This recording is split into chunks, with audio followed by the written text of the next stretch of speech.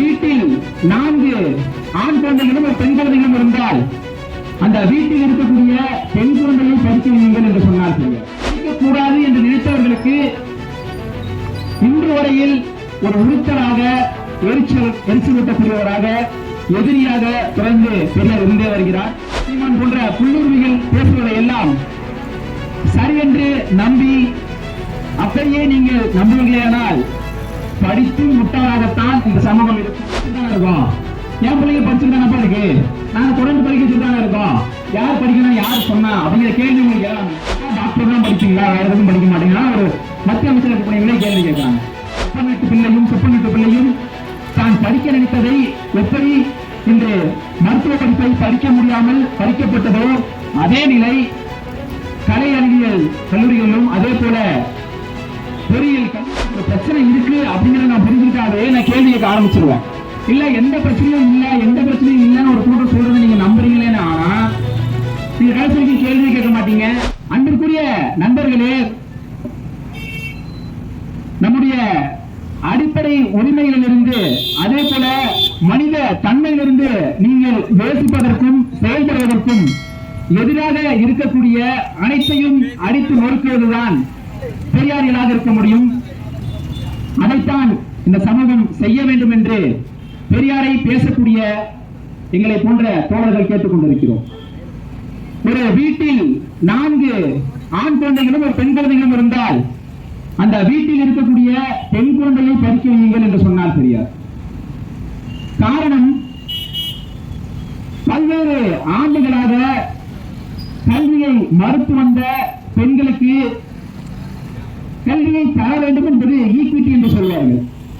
அதாவது யாருக்கு எது தேவையோ அதை அவர்களிடம் நிச்சயம் சேர்த்தே ஆக வேண்டும். அறிவியல் புரிதலுக்கு இது புரியும். அதாவது நீங்கள் ஒரு உலர்ந்த திராட்சையை எடுத்து தண்ணீரில் போட்டால் அந்த உலர்ந்த திராட்சை சில நேரத்தில் சில நிமிடங்களில் பழைய நிலைக்கு அடைந்துவிடும். அதாவது ஒரு சமநிலையை அது எட்டிவிடும். அதாவது அந்த உலர்ந்த திராட்சைக்குள் தண்ணீர் குறைவாகவும் அந்த திராட்சைக்கு வெளியே தண்ணீர் அதிகமாகவும் இருப்பதனால் தண்ணீர் அந்த திராட்சைக்குள்ளே சென்று ஒரு சமநிலையை ஏற்படுத்துகிறது. இது இயற்கை. எனவே இயற்கையை பேசியவராக பெரியார் இருந்திருக்கிறார். ஒரு பெண்ணுக்கு அதே போல இங்கே ஒடுக்கப்பட்ட சமூகங்களுக்கு கல்வி மறுக்கப்படும் போது அந்த கல்வியை தருவதற்கான உரிமையை போராடி பெற்றுத்தர வேண்டும் என்கிற போராட்டங்களை மேற்கொண்டு பெண்களை படிக்கக்கூடாது என்று நினைத்தவர்களுக்கு இன்று வரையில் ஒரு உறுத்தலாக எரிச்சலூட்டக்கூடியவராக எதிரியாக பிறந்து பெரியார் இருந்தே வருகிறார். இங்கே எல்லாமும் பெறாமல் இருப்பது சரி என்று ஒரு கூட்டம் நினைக்குமே ஆனால் அதை சாத்தியப்படுத்தக்கூடிய கூட்டமாக பெரியாரை முன்னிறுத்தி அறிவியலை முன்னிறுத்தி மாநிலத்தை முன்னிறுத்தி ஒரு கூட்டம் நிச்சயம் செயல்படும். அதுதான் இயற்கை விதியாக இருக்கும். அதை இந்த தமிழ்நாடு தொடர்ந்து செய்து கொண்டே இருக்கும். பெரியாரை பற்றி யாரும் கேள்வியே கேட்கக்கூடாதா என்றால் அப்படியெல்லாம் இல்லை. விமர்சனங்களுக்கு அப்பாற்பட்டவர்கள எல்லை பெரியார். உங்களுடைய கேள்வி சரியானதாக இருந்தால் அல்லது உங்களுக்கு ஒரு கேள்வி எளிமையானால் எங்களை போன்ற தோழர்களிடம் நீங்கள் கேட்டு தெரிந்து கொள்ளலாம். அல்லது புத்தகங்களை இருக்கிறோம், இந்த புத்தகங்களை வாங்கி படித்து உண்மை என்ன என்பதை நீங்கள் தெரிந்து கொள்ளலாம். சில புல்லுரிமைகள், அண்ணாமலை, சீமான் போன்ற புல்லுரிமைகள் பேசுவதை எல்லாம் சரி என்று நம்பி அப்படியே நீங்கள் நம்புவீர்களேயானால் படித்தும் முட்டாளாகத்தான் இந்த சமூகம் இருக்கும். காரணம், பாரதிய ஜனதா கட்சிக்கு வருவதற்கு முன்பு அண்ணாமலை, இன்று பாஜக தலைவராக அண்ணாமலையிடம் ஒரு கேள்வி கேட்கிறார்கள், நீட் விஷயத்தில் உங்களுடைய பார்வை என்னவென்று. அதற்கு அண்ணாமலை சொல்கிறார், தமிழ்நாட்டில் நீட் என்பது சரியானது அல்ல, இந்த மண் என்பது நீட்டிற்கு எதிரானதான் என்று சொல்கிறார். அதே அண்ணாமலை பாஜக கட்சியில் சேர்ந்த பின்பு உயிரே போனாலும் நாங்கள் நீட்டை ஒழிக்க மாட்டோம் என்று சொல்கிறார். அதாவது தான் ஒரு அறிவின் புரிதலில் இருந்து பார்த்த பார்வை சரி என்று இருந்த ஒரு பார்வை ஒரு கூட்டத்தோடு சேருமையானால், சேர்ந்த பிறகு மாறுமையானால் அதன் காரணம் என்ன என்பதை தான் நாம் புரிந்து கொள்ள வேண்டும். மக்களுக்கு ஒரு கேள்வி இருக்கலாம், நீங்கள் சொல்வதை போன்று கல்வி எல்லாம் யாருக்கும் மறுக்கப்படுவதில்லையே, எல்லாரும் படிச்சுட்டு தானே இருக்கோம், என் பிள்ளைங்க படிச்சுட்டு தானப்பா இருக்கு, நாங்க தொடர்ந்து படிக்க சொல்லிட்டு தானே இருக்கோம், யார் படிக்கணும் யார் சொன்னா அப்படிங்கிற கேள்வி உங்களுக்கு எழலாம் இல்லையா? தெளிவா பாத்தீங்கன்னா உங்களுக்கு ஒண்ணு புரியும். நீட் என்கிற ஒரு நுழைவுத் தேர்வு வருவதற்கு முன்பு இங்க தமிழ்நாட்டில் பிளஸ் டூல, அதாவது 12ஆம் வகுப்பில் நீங்கள் பெறக்கூடிய மதிப்பெண்களின் அடிப்படையில் நீங்கள் அந்த போதுமான அளவு மதிப்பெண்களை பெற்றால் கட் ஆஃப் மார்க் நீங்க அட்டைன் பண்றீங்க அப்படின்னா நீங்க மெடிக்கல் காலேஜ்ல சேர முடியும்.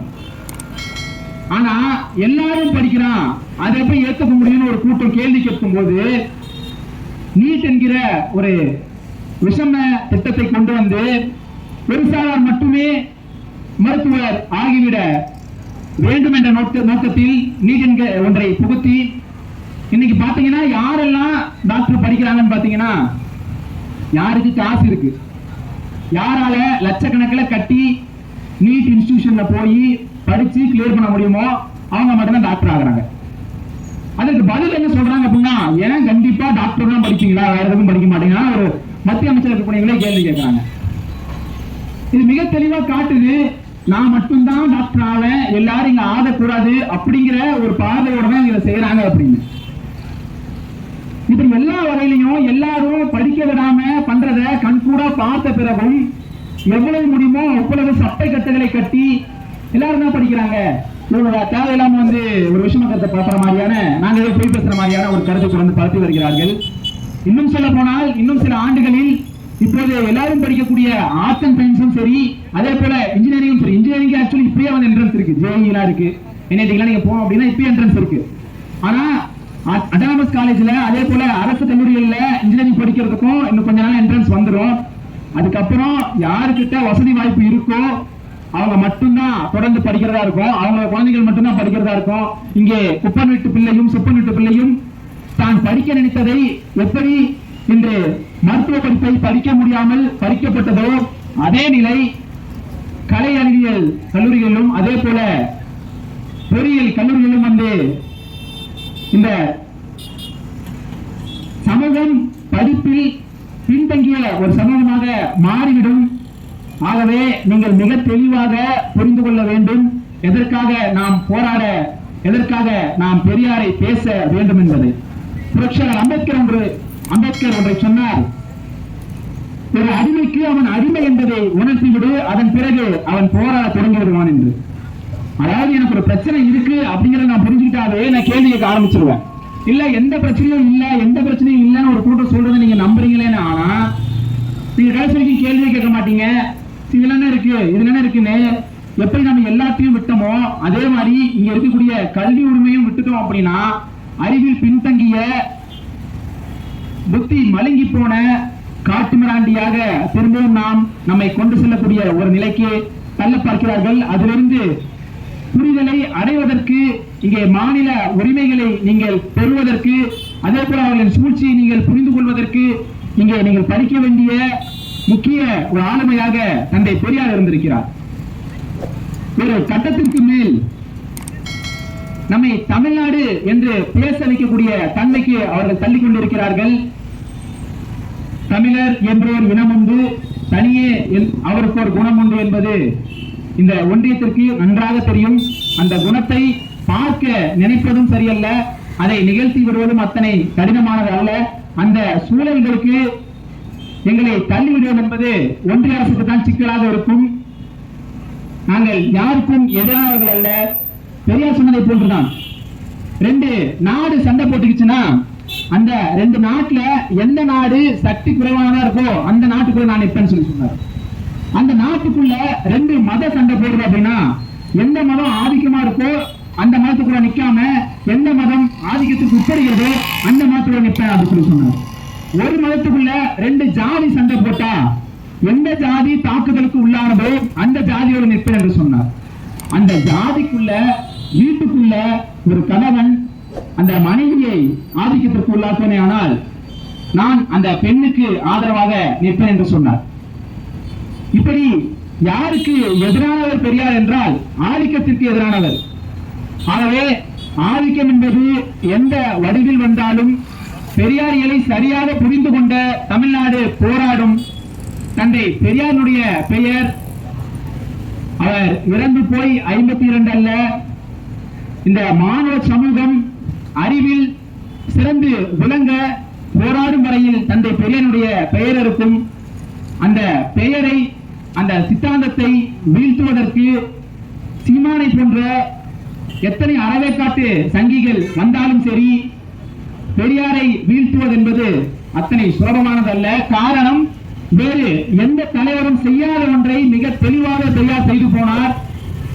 நம்முடைய எதிரி யார் என்பதை துல்லியமாக காட்டி சென்றவராக பெரியார் இருப்பதனால் அவர்களால் பெரியாரை உள்வாங்கவும் முடியவில்லை, அதே போல பெரியாரை வீழ்த்தவும் முடியவில்லை.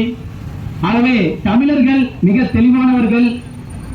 யாரை எப்போது ஆதரிக்க வேண்டும், எப்படி புரிந்து கொள்ள வேண்டும், சதி திட்டங்களை எப்படி வீழ்த்த வேண்டும் என்ற புரிதல் கொண்ட படித்த சமூகமாக நாம் மாறியிருக்கிறோம்.